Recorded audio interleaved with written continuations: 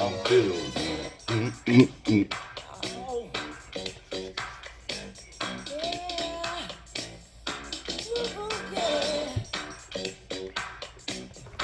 Now, what's happening? Some of my let's see here. Some of my old heads. I might let that one play just for a little bit, softly in the background, because this was it here. Some of my old heads gonna know this one and got the meaning. I'm looking fly out about posse. Listen, we would get together Friday. I got E, DJ, Dre, the caravan going down Stony Island. And when I tell you it's jumping, it's jumping. We hitting a fish fry at the Godfather. From the Godfather, that was just to get us coated up real good for the evening. From the Godfather, it's gonna run down the Reds. We're gonna hit Reds for a couple hours on the happy hour.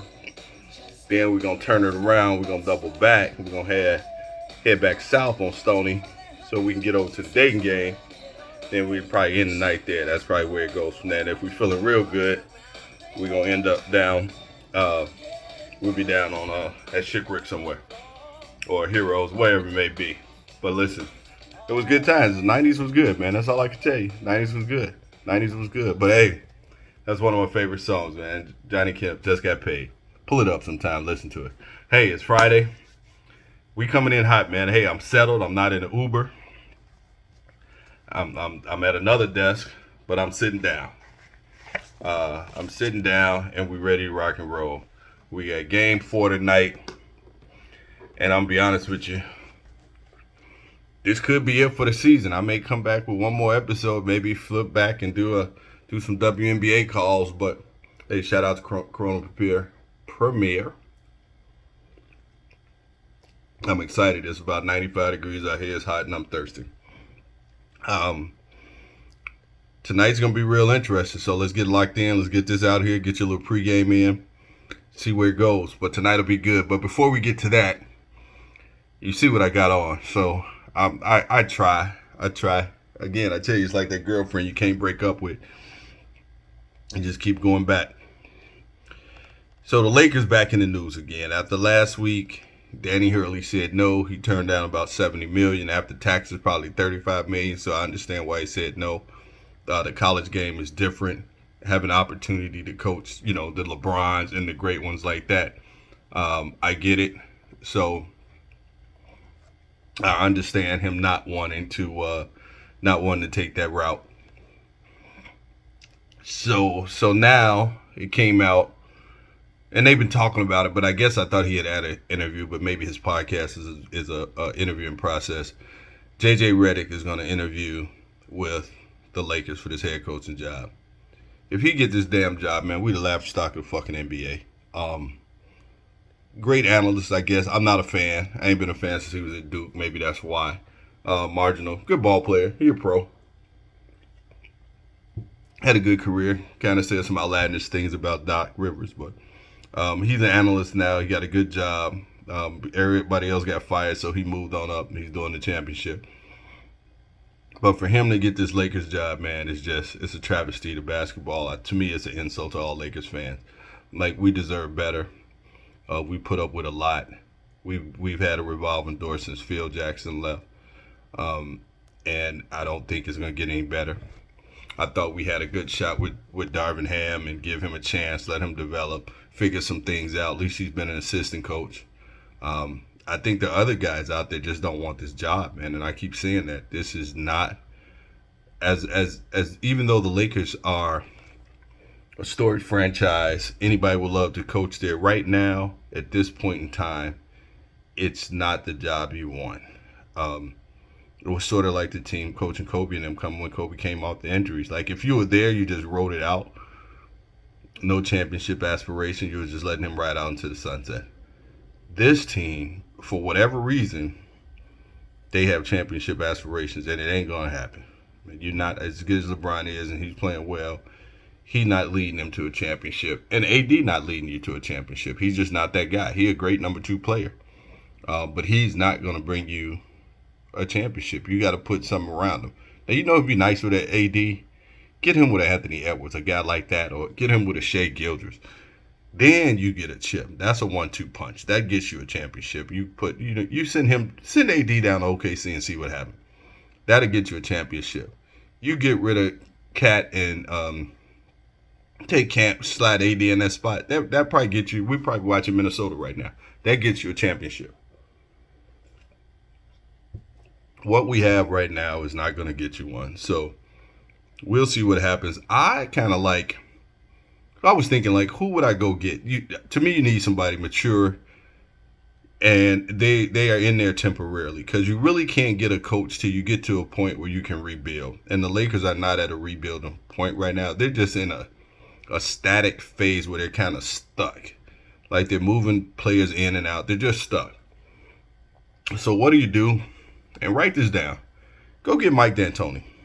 And I can't stand Mike D'Antoni. I love his style of play, but it's not a winning style. It'll win you some games, but it won't win you a championship. Let me put it that way. So, why do I say bring Mike in? Because Mike is showtime. He can't play 7 seconds or less with LeBron, but he can still play pretty fast. And that pace will get the fans excited. They'll win some games. They'll score a lot of points. People will fill up the stands. You win some games, maybe you make the playoffs. We get a couple more years of excitement till LeBron leaves. So that's my suggestion. Call Mike D'Antoni. Get him in here. He's still respected. He'll have a player's ear. He can still teach him some things. He will get assistant coaches. Like, he still has guys that will follow him and will come coach with him. Opposed to having a J.J. Redick, and who knows what you're going to get, because still it's a job nobody wants in that situation. So if I'm in there and I know I got a couple of years to have some fun, bring Showtime back, make LA exciting again, let's make it exciting. But let's not do this thing where we think we're a championship caliber team. Not in the West. Maybe go out to the East. You can't do that. But in the West, you're not a championship team. But all right. So that's it for the Lakers. Let's see what's happening this weekend. See if J.J. Redick gets the call, how his interview goes. He's been interviewing for the last, I don't know how long this podcast is going, but I haven't seen it, but I hear it's really good. A lot of basketball content. Not like us, though. He ain't getting down like us. They drinking wine over there. We 24 ounces. We keep it 100. So now, next topic is, before we jump into the details of the game, the last 2 days, everyone's talking about Luka's defense, and he's costing them the series. He's ruining his legacy. Like, we need to see more. Stop. Just stop it. Luka been playing this way since he was 16 years old in Lithuania, wherever he's from. Slovenia, I don't know which one. He's from one of them. He scores points. He put the ball in the net. He's an offensive guru. Like, he can score any kind of way. He can shoot it. He can handle it. He can dribble it. Has his defense gotten better? Yes, it's gotten a little bit better over the years since he's been in the league. No choice. Is he getting exposed? Yes, he's getting exposed. Guess what? He's been getting exposed. This is a career. It's happening. The reason is so apparent right now. Boston has 4 perimeter guys playing on the court at the same time. Man, Chris Tapps makes 5. Like, Al gonna shoot it, but Al ain't gonna put it on the ground and give you a wiggle jiggle. Chris Tapps can give you that. Thus his name. He gonna give you one of those. So let's not start this narrative that Luka is. It's a lot of bad defenders in the league. Like, it's a lot of guys that play out there like they're a matador.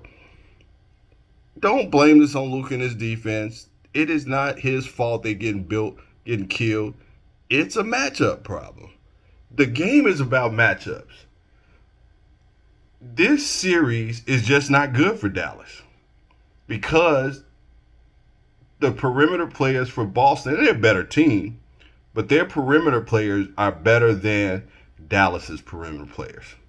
The reason they were able to beat Minnesota is because Dallas had better perimeter players than Minnesota. Minnesota had 2 big guys. And when it came down to the money, guess what? One of those big guys was on the bench, and we saw Luka putting him on skates. He wasn't talking about his defense. Oh, why not?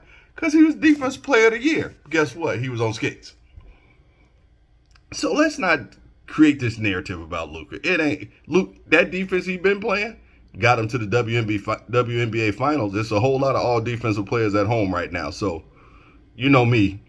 If I got a choice, give me the offensive side. I'm putting the ball in the rim. I'm not. If I can outscore you, I can win the game. Right now, they just can't outscore them because they have better players. It's that simple. So we're gonna be done with Luka. He'll be fine. He'll get over this. And he banged up, but he's not making excuses. I'm not gonna make an excuse for him. He's playing his game. He's just having a struggle right now. So it is. So we just move on from that. So we're gonna cut that out. That's out of the scenario here now. Man, that's good. So now, 3-0 Boston. A wild game. You know, the NBA is a game. It's all about runs. Boston came out hot, went up 15, 16, 17, stayed in that for a while. Come down in the third quarter, Dallas goes on a huge run, cooking. Boston can't hit a shot. Dallas hitting everything. Kyrie is really on a roll. I probably would have liked to see Kyrie have it even a little bit more because he was in that zone. As I read somewhere, we want to see that shirt out Kyrie where he just cooking. So they got it going. They got the game down to 3, couple of points. Then Luka fouls out. See, he out there trying to play defense. If you just went out playing defense, you'd still been in the game and you might have won. See what defense gets you? Nothing. So now, again, Dallas, and this was the game they had an opportunity to win. Boston didn't shoot well. Even though you got 30 and 30 out of Brown and Tatum.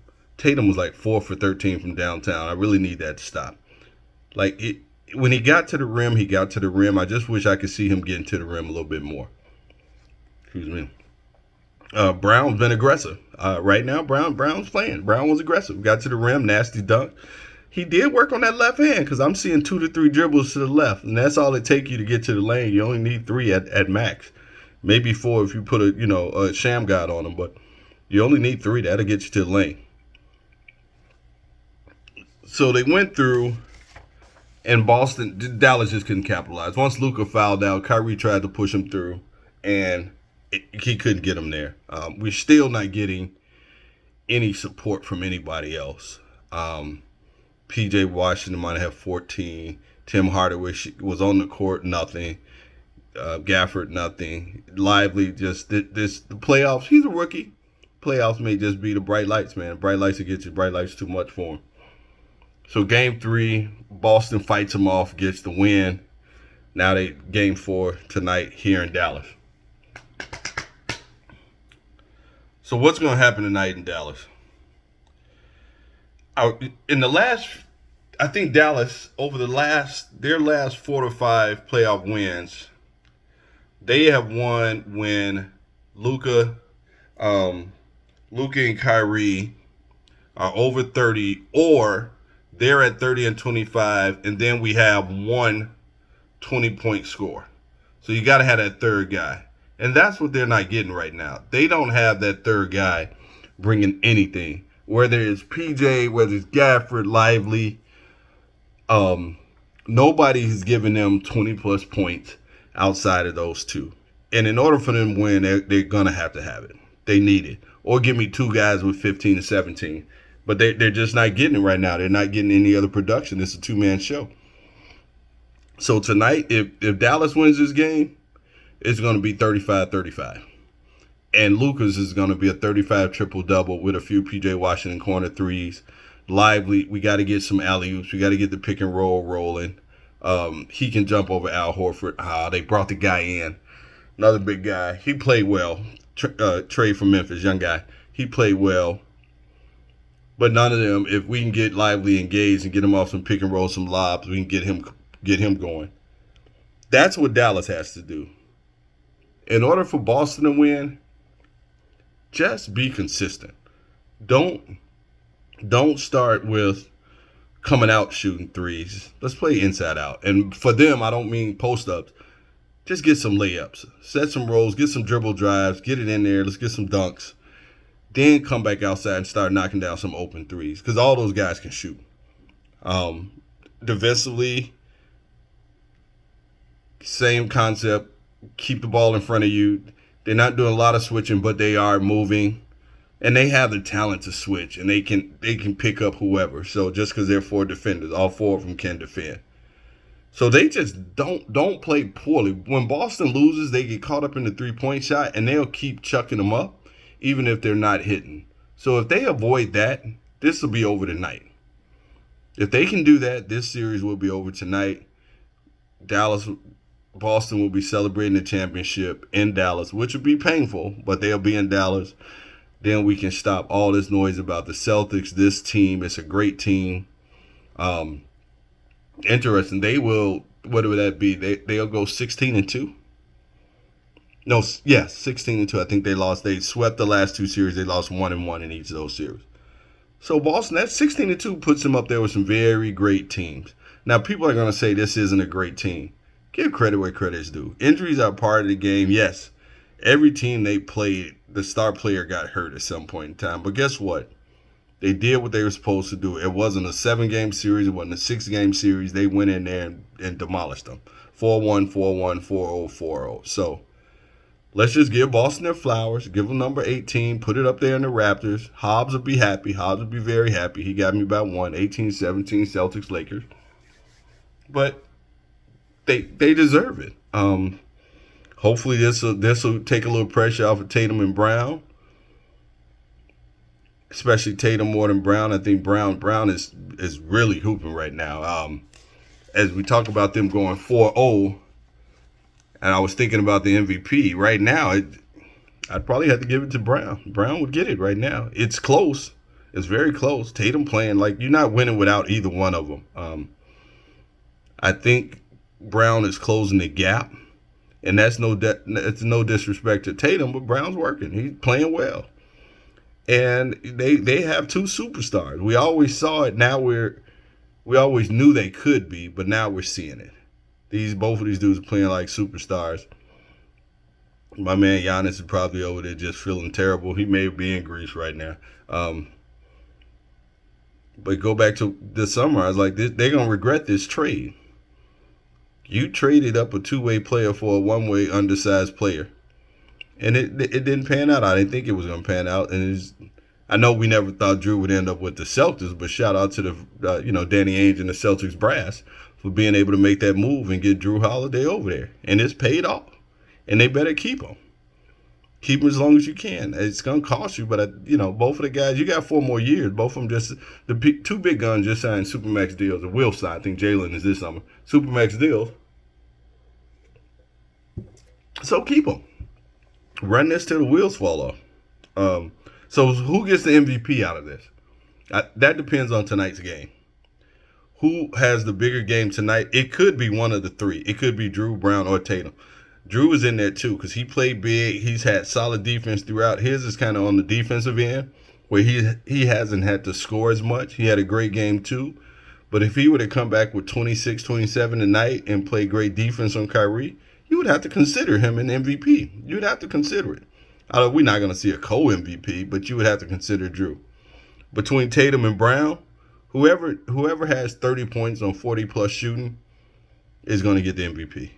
Now, Tatum has been leading in rebounds. Actually, he's led the team in rebounds and assists and points throughout in total for the series totals, all 3 series. But he could do it, but just as well, Brown could flip the switch and do it. So tonight ought to be good, man. I'm looking forward to it. It's going to be a great game. We're gonna see where it goes. But for me, where do I see it? I see. Yeah, I mixed it up on y'all. I got a little different setup. I see Boston closing this out tonight. I see Tatum getting the MVP, well deserved, and we got to start thinking about next year. We'll do a wrap-up show, and then we'll talk a little bit about next year. What do we see happening next year? How is the West going to play out? So let's get into it tonight. Hey, it's Friday. Y'all have a good one. God bless, and enjoy it.